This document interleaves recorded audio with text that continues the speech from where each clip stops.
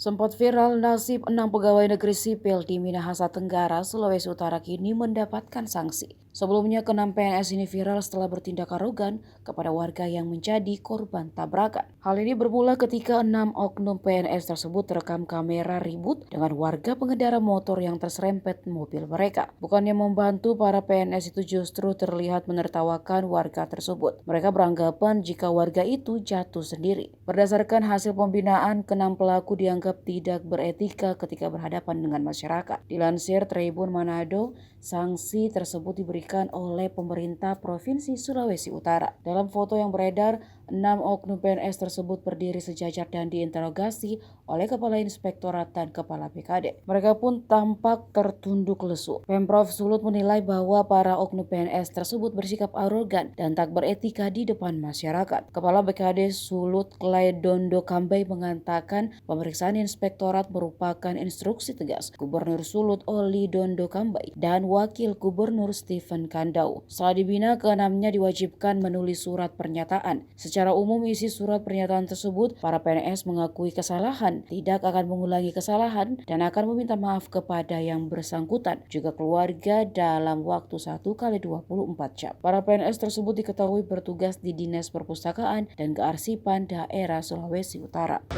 Foto saja nata kores apa?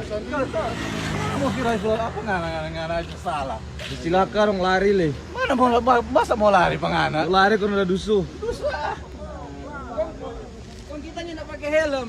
Jabat na ontak. Bayi lu na ontak. Orang na ontak begini no. Orang na ontak. Sudah.